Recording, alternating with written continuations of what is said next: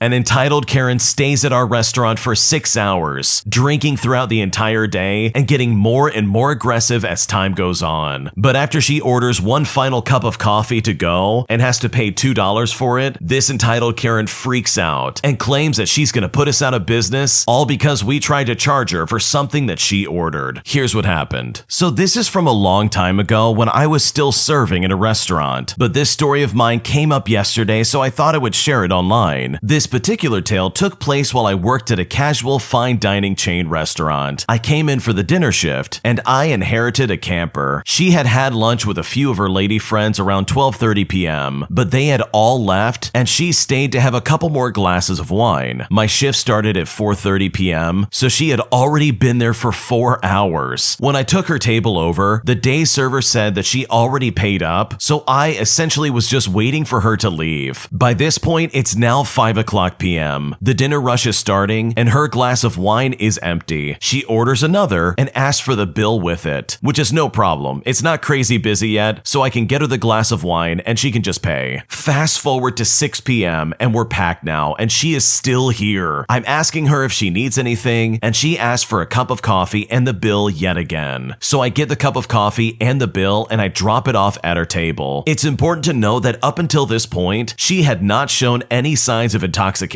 She just quietly sat sipping her wine and being on her phone. But this is when the garbage hits the fan. She starts telling me to get her exact change because there's no way that she's tipping me. Then her rage starts to build up until she's screaming at me about how dare I charge her for that cup of coffee. Don't I know who she is? She was claiming that I should have just let it slide, considering she's been there for 6 hours and I should have known she needed a coffee. And she should not have even had to ask me in the first place. She claims that she needs the coffee to drive home. I take this for a minute or two and then I say to her, "Ma'am, I'm sorry you feel this way, but if you think you need a coffee to drive, then maybe you shouldn't be driving." And as you can probably imagine, when I say this escalates intensely. Her voice reaches nails on the chalkboard level, and then she shouts out, "I want to talk to your manager." Sure, lady, I don't get paid enough to deal with this garbage. I'll happily get the manager. My poor manager steps in and now stands there getting utterly berated by this woman, who's now showing her all the accounts and websites that she's going to rate us poorly on. She says she'll put us out of business. No one will ever eat here again. She also keeps throwing in that she's some important person who knows people that work in the hospitality business, and this is all in some supposed big shot hotel. During this time, I'm calling a cab. My manager isn't even trying to calm her down at this point. Nothing that we will say or do will heal the mortal wound that we have to deal with after we charged her $2 for a coffee, which obviously at this point, we didn't care if she would pay for it. The whole restaurant is watching the show, and we literally just wanted her gone. She finally finishes up her red-faced screaming fest and heads for the door, and this is right where I'm waiting. I look at her and I say, "Ma'am, we've ordered you a cab." And that's when her rage falters for a moment. I look at her and I say, "We understand you're upset, and you've had a lot to drink. We cannot in good conscience allow you to drive home, and this is out of concern for your safety." Now my face is perfectly concerned and serene, but hers is red and splotchy. She storms over to the cab without a last word because maybe she knew in the moment that she actually shouldn't be driving. Maybe she was too angry or drunk to realize that she chose the cab. Either way, I never saw when she came back to her car, and I never saw the copious amounts of bad reviews that she loudly promised us. And no, the restaurant never went out of business, especially not for charging someone for a coffee that they obviously ordered. Honestly, who stays at a restaurant for 6 hours? Like, this lady either had nowhere to go or she was down on her luck and she just wanted to get plastered. Like, seriously, the longest I will be at a restaurant is maybe an hour and a half if I'm pushing it. And that's also if I really want to be there. But most of the time, I'm there like what, maybe 45 minutes to an hour tops? Like, what was this lady doing all day besides just getting completely drunk? And she's been paying for her drinks all throughout the day. I mean, what changed when you had to pay $2 for a coffee? Is that really breaking the bank and breaking your psyche? Like, come on. And it's also comical that she tried to say, "I'm gonna put you out of business," all while waving her phone around with all these websites and accounts that she has. Like, seriously, that's just petty. I know if I was in the original poster's shoes and somebody did that, I probably would just laugh in their face. I don't know if I could just keep that in. So hopefully this entitled Karen never comes back, because her behavior was absolutely ridiculous. And in my opinion, she absolutely should be be banned from the restaurant. If you like Am I the Jerk, you're probably going to love Am I the Genius. Check it out, link down below in the description. My husband met a nurse at a hospital, and I don't know how to feel about it because he's clearly looking her up online, and it's really started to bother me. Here's what happened. So I first want to say that this happened about 2 months ago. My husband's niece and sister had been in the hospital for over 2 weeks due to a house fire, and I will say that the both of them are thankfully fine. I never got to go because of my work schedule and taking care of our son. While he was there, he met one of his niece's primary nurses. Apparently she was cool, and they were into a lot of the same stuff. Mind you, he was there for quite some time, obviously due to the circumstances. I didn't know about him meeting this nurse, except for the fact that he said earlier on that people there were nice and they were doing a good job. Fast forward to when they're almost about to be released, I go out of work and I called him and I asked how everything was going because he was still at the hospital. He gave me the updates and we were just having a general discussion about what to have for dinner. He then says the following: "I feel like I can't ever make new friends that are girls without feeling guilty because I know how you would feel about it. So it makes me uncomfortable even having a conversation. When I would start thinking, hey, they'd make a good friend, I feel bad because I know they wouldn't actually ever be able to be my friend because I know that wouldn't make you happy, even though it's more of a you thing. I'm different than you because if you met a guy, I would be fine with you guys being friends. So it just feels like you don't trust me." Now, when he said this, I told him this was all very all of a sudden, and I asked him where this was all coming from. I asked him if he had met a nurse there, and he said yes, and that what he said is an example of it. Now, I don't mind him having friends that are girls. I really don't. He has a bunch, and it's all people who he's known since like the 8th grade. Plus, some of the friends are girls that he works with. So I have no problem with it. To me, it's all about how the friendship begins. How I feel is that there's no reason for her to be in his life other than for that time. I just wouldn't be comfortable with them just hanging out all together by themselves. Besides, having common interests, laughs, and all those things, I just don't see how it would be needed for him. He already has a ton of really close friends. I also know he would never be okay with me being like, hey, I met a guy and we hit it off as friends and we exchanged numbers. Like, no, it's just honestly hurtful. Maybe I'm out of pocket for thinking this way, but he's married to me. Like, what am I not fulfilling in your life that you feel the need to find elsewhere? Or what's so great about her that you have to and want to have her in your life so bad? I'm not saying that she's not cool. I'm sure she's super sweet. I'm just not sure what to think of the situation. Anyways, all this happened about 2 months ago, and tonight and yesterday, I looked through his phone. I know this isn't very trustworthy or cool of me, but nonetheless, I did it. The nurse was in the search bar. Not only is she completely his type, but she has a bunch of revealing photos on her page, which is good for her. I'm not putting her down or anything like that. But my problem is that he had searched for her multiple times. Like, he's continuously gone back to her page. She's beautiful and much prettier and fit than me. I'm also curious as to how he found her Instagram. Like, did he stalk her Facebook and go through a bunch of people just to find her? Also, why did he need to do this? I get maybe wanting to see if she's doing okay since their encounter, and maybe that's all it was. But I don't know, I just feel sad and hurt, and I honestly feel like I'm not enough. And now I'm wondering if he was flirting with her at the hospital and started feeling guilty because he knew what he was doing wasn't cool, and then in return made it about how I'm the problem because I won't let him have new girlfriends or something like that. I don't know. Am I completely overreacting? Is this really nothing and I'm making it bigger than it needs to be? What should I do? I think it's really super sketchy that he's searching up this nurse and that he did this multiple times at that. And it also does kind of connect the dots that he's trying to shift the blame on you by saying something to the effect of, oh, well, you just never let me have friends who are girls. Like, no, that's not what's going on here. I mean, it really does kind of add up that yes, he definitely has some kind of interest in this woman, but that might be as far as it went. Because from the sounds of it, all he really did was look up her profile a few times. It doesn't really look like he's talked to her or flirt with her, or at least you don't have any evidence of that in the first place. And in my opinion, if you don't have that solid evidence saying, hey, you're clearly taking things too far and you've crossed a line that we need to talk about, I personally would just not want to jump to some conclusion that would cause some kind of rift between the two of you. So hopefully when you talk to him about this, he can understand where you're coming from, because it sounds like there's a lot of insecurity that you have about this lady and you feel like you're the odd one out. Today, I messed up by waking up mid-dental procedure procedure and proceeding to try and fight the entire dental staff. And I've never been more embarrassed in my life. Here's what happened. Okay, so before I go any further, I want to first start off by explaining that as a foster child, I had an extremely awful experience with a particular dentist. He was very mean and he always hurt me, and I didn't really have anyone to turn to because my foster parents either didn't care or didn't believe me. As a result, I have extreme anxiety about going to the dentist, and I generally prefer to get completely put out for anything more major than a filling, rather than sit there for hours having an anxiety attack. Now, this isn't my first experience of reacting wildly to sedatives, but it is my most embarrassing one for sure. There were no outbursts the last time I was sedated at the dentist, although I did keep waking up and trying to vape until they took my vape away from me. I was told I accepted this readily, so I didn't make a fuss and I just laid back down. Also, previously, after a knee surgery, I found my phone on the ride home and I texted a few of my more shiftless coworkers and I told them exactly what I thought of their efforts. Luckily, we're all friends and I'm not the hold back anything kind of guy, so they'd already heard it all before. They just thought it was hilarious and made fun of me about it for a couple of months. In reality, when I'm not full of sedatives, I'm not the same jerk, and I'm more likely to offer help than complain or judge, even if I do talk garbage while I do it. Unfortunately, today's experience might take a little bit more walking back on my part. This time turned out a little different. In fact, maybe a lot different, because this time I really messed up. Before the procedure, I tried to remind them that it takes a surprising amount of sedatives to keep me unconscious, but they decided to be safe and just go with the minimum to start with. This meant I wasn't fully out, but I was chill enough to just zone out to music and mostly not mind what was happening, at least until the point that I decided I did mind. In fact, I minded very much. After a little while of dozing in and out of twilight sleep, the dentist started doing some weird thing where he would jerk on my cheek very hard as he pierced my gum and jaw with what felt like a needle. Later, they explained this as a distraction from the pain since he was using a syringe to inject local anesthetic. But at this moment, it didn't matter what he was doing. I had had enough. I suddenly jerked my head a little bit when he jerked my cheek for the 4th or 5th time, and the needle went into the tip of my tongue, instantly numbing one side of my tongue. Really, it was my own fault, but I was in no condition to accept that. I don't really know what I thought in the moment, but I know that I was not thrilled. I pushed my very kind dentist and at least one other person away from me. I stood up and I started yelling and swearing at everyone, swaying around drunkenly, screaming God knows what. I was so dizzy. I'm not sure if I understood what was happening at all. I edged my way around the room until my back was against a wall so no one could sneak up on me. By now, there was an uproar, and probably 5 or 6 staff members were there in front of me with wide eyes and hands held out in front of them, begging me to chill out. I have no idea what I was saying, but I ranted the entire time, a good few minutes at least. I know I said I was upset, but there's no reason to jerk on my cheek if I'm sleeping, because if I'm sleeping, you don't have to disguise the pain, and anyways, I'm 40 years old. You're not fooling me. Just give me the shot and save your cheek pulling games for children. At one point, the very sweet technician asked me if I had had caffeine or Adderall, or any other kind of stimulants in the last 24 hours that would keep me awake. This also offended me for some reason, so I started ranting about that too, and I did this quite loudly at that. On and on I went, backed up against the wall with my fists up in front of me, swaying like an alcoholic. There was a wedge in my mouth, holding my teeth apart that at some point I took out and threw away myself. I was still attached to the blood pressure machine, and I was jerking it around. Someone had to hold on to it to keep it from tipping over. All in all, it was very, very ugly. Eventually, the reality of the situation started to dawn on me. I realized that I was surrounded by dental staff, who were 75% kindly older women, all of them watching with horrified expressions as I reeled around drunkenly, bouncing my 250-pound frame around and screaming blearily from behind clenched fists. As it dawned on me, I calmed down, and because I actually like them all very much, and they're always kind to me, I was able to pull it together and sit back down. They gave me more sedative, and eventually I passed back out, and by the time I woke up, it was time to go home. I didn't really remember a single thing about the appointment in that moment. I was just ready to go home and go to bed for a few hours. Fast forward to the evening, and I'm now finally sober enough to process thoughts. I just got a voicemail from the dentist about 12 hours later, very cautiously inquiring into my well-being, which brought that flood of half memories back to my mind. I am very embarrassed. This is my first dentist that I have had as an adult, as well as my first dentist that I returned to, and I was really hoping for it to be my last dentist as well. Hopefully they take me back. I plan to go down there tomorrow with some flowers and a very heartfelt apology, and hopefully they'll make note of it in my chart to throw in a little extra sedative next time they have to put me out. That really is an awful situation. You already have some very serious problems when it comes to going to the dentist based on previous experiences as a child, so I really can understand where you're coming from, where you would freak out and start acting really crazy, even though you were kind of under the influence of the sedative and you weren't completely out in the way that you hoped they would have done. So I think apologizing to them really would be a good idea, but you also need to understand that you're probably not the first and you definitely won't be the last person to ever act like that at the dentist. I think they probably understand that you weren't completely all there and you were just acting on instinct based on what was going on around you. So I just wouldn't beat yourself up over this. I really would not consider this your fault, and I think having an honest heart-to-heart with the dentist would probably clear all of this up pretty quickly. My girlfriend and I have 2 different weddings that we want to attend for people that really mean a lot in our lives, and those weddings happen to fall on the same day, and now I'm not sure which wedding I should go to and how I should approach the situation. Here's what happened. So I realized that my girlfriend's best friend's wedding and one of my good college friends' weddings fall on the same weekend. Now, I had wanted to go to my friend's wedding. I booked a hotel, told my friends I'd be there, but I had not yet RSVP'd. Then about 2 months ago, we realized both weddings were on the same weekend. I wanted to go to my friend's wedding, and my girlfriend is 100% going to hers and wants me to come along with her since it is her best friend. Then I told my girlfriend I was leaning towards going with her to her friend's wedding, but now I'm having second thoughts. I never told my friend I wouldn't be going to his, and I also led my mutual friends to believe that I'd be at his wedding. For context, my girlfriend and her friend have been very good friends since childhood and became best friends in college. There's some family history too, as their grandfather were best friends, and my girlfriend's parents are going to the wedding as well. My friend and I are relatively close, and we have what I'd call a meaningful relationship. He's my fraternity brother, and I've known him for about 10 years. We live in the same city, and he's one of my good friends in the city, but we don't talk weekly or anything like that. I see him once a month or so. My girlfriend and I go to shows with him and his fiance together on occasion, and the both of us share a lot of common interests. There are people I'm friends with in the city who I really wouldn't care if we grew apart, but he isn't one of them. He's a good friend, and I've confided in him about things that I haven't felt comfortable telling other friends. This is tough for me because I have 3 weddings of fraternity brothers coming up. If this wedding conflicted with either of the other 2, I would pick my girlfriend's friend's wedding over them. However, I feel like this particular wedding is different, and that my friendship with him is different and far more meaningful than the other 2. For context, I talk to the other 2 guys maybe a couple of times a year. One lives in my city and the other does not. Now, my girlfriend's argument for why it's so important for me to be at her friend's wedding is that she knows with near 100% certainty that her friend and fiance will be in our lives forever. My girlfriend and I have been together on and off for almost 6 years. We don't currently live in the same city as them, but they are still very good friends. She doesn't know with certainty that my friend and his fiance will be in our lives together, and I guess I don't either, which I suppose is fair, but who knows? Nothing in life is certain, in my opinion. My girlfriend said me missing her friend's wedding would be like her missing the wedding. I've known her friend in some capacity for as long as I've known my girlfriend. Same thing with my girlfriend knowing my friend. I'm not directly friends with her, but I like her and her fiance, and could see myself as being lifelong friends with them as long as my girlfriend wants to. Comparing my girlfriend's friendship to mine and my friends, I'd say they are best friends, while my friend and I are good friends with a meaningful relationship. The whole situation gives me a ton of anxiety. The idea of picking one wedding over the other, wondering what if it doesn't work out with my girlfriend? Will I regret not going to my friend's wedding? Will my friend be mad at me for not telling him sooner? Should I be going to my friend's wedding instead of my girlfriend's wedding? With all these questions in mind, I've been avoiding it all. I always do stuff like this, and I dig myself into a deeper hole than I otherwise would have been in because the anxiety caused me to shut down. I feel like an idiot. And now the wedding is a month away. I haven't reserved anything to my friend, and he texted me yesterday asking if I got the invite and if I was planning on bringing my girlfriend. I nearly had a panic attack when I got the text message. Now, my friend is pretty understanding, but I feel like declining his wedding invite a month out might just test the limits of that understanding with him and my other friends. I don't know. I would also inevitably upset my girlfriend for changing my mind and putting her in a tough spot a month before her friend's wedding. I really feel like I messed this one up, and I seriously don't know what to do. In my opinion, I don't think there's any reason why you couldn't go to this wedding and your girlfriend goes to the other one. You both have good reasons to go to your weddings, and it's just unfortunate that they fell on the same weekend. They are just weddings after all, and I honestly think you're overthinking this and she is overreacting from it. Like, this is literally a situation where there's nothing you can do, and I think going to one or the other exclusively is only going to make somebody upset. But what isn't happening is not making a decision. You need to sit there and say, okay, I'm either going to my girlfriend's thing or I'm going to the wedding that my friend is having. Make a choice. Putting it off is not going to do any good for you, and it's only going to cause you problems if you sit there and do nothing. Thanks for watching. When you subscribe, make sure to hit the bell to turn on notifications so you never miss a video. To finish listening to all the stories, use the playlist at the top of the description. And if you like Am I the Jerk, you're probably going to love Am I the Genius. Check it out in the description below and subscribe.